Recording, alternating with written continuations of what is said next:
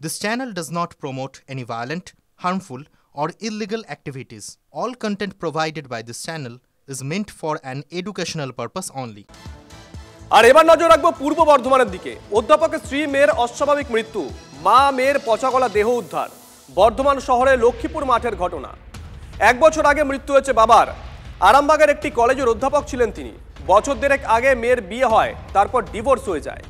বাবার মৃত্যুর পর থেকেই মা মেয়ে একসঙ্গে থাকছিলেন বলে প্রতিবেশীরা জানিয়েছেন। 6-7 দিন ধরে মা মেয়েকে দেখা যাচ্ছিল না বলে খবর। গতকাল রাতে বাড়িতে খোঁজ নিতে গিয়ে দুর্গন্ধ পান এক প্রতিবেশী। পুলিশ এসে দরজা ভেঙে দেহ উদ্ধার করে।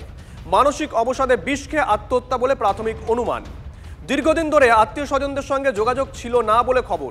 দিন কয়েক আগেও ঘুমের ওষুধ খেয়ে আত্মহত্যার চেষ্টা করেছিলেন মা মেয়ে, জানিয়েছেন এক আত্মীয়।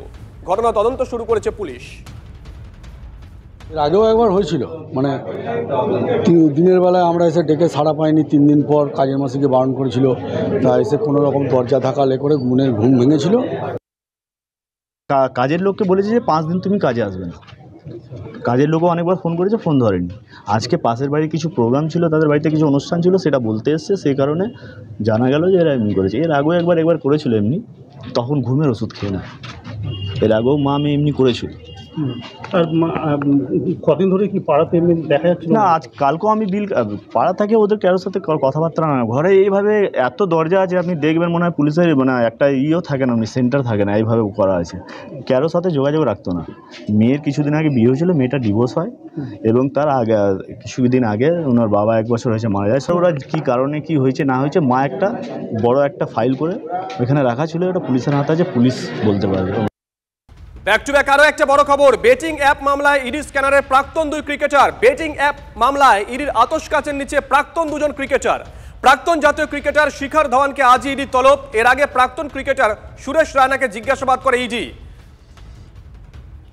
এই মুহূর্তে যে খবরে নজর রাখছি আমরা, বেটিং অ্যাপ মামলায় ইডির আতশ কাচের নিচে প্রাক্তন 2 ক্রিকেটার।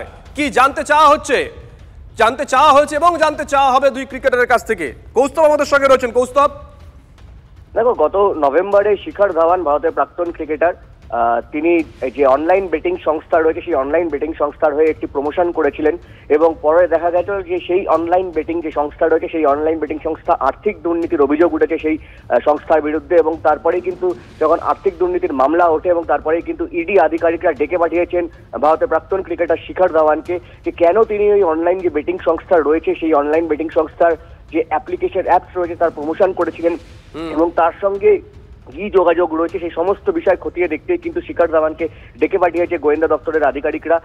এবং বিভিন্ন জিনিস কিন্তু গোয়েন্দা দপ্তরের আধিকারিকদের নজরে এসে সেই অনলাইন বেটিং অ্যাপ সংস্থার বিভিন্ন যে আর্থিক কেলেঙ্কারির যে অভিযোগ উঠে এসে সেই সমস্ত জিনিস কিন্তু গোয়েন্দা দপ্তরের আধিকারিকরা নজরে রেখেছে। এবং শিখর ধাওয়ান, ভারতের প্রাক্তন ক্রিকেটার, গত নভেম্বরে 21শে নভেম্বর তিনি যে সংস্থার হয়ে প্রমোশন করেছিলেন সেই সংস্থাই কিন্তু এখন দুর্নীতির কবলে পড়েছে। ফলে তার সঙ্গে কি সম্পর্ক, কি কারণে তিনি সেই অ্যাপ্লিকেশনটার প্রমোশন করেছিলেন সেই সমস্ত কিছু জিজ্ঞাসাবাদ করার জন্যই কিন্তু ধাওয়ানকে ডেকে পাঠিয়েছে ইডি আধিকারিক। ধন্যবাদ কৌস্তব।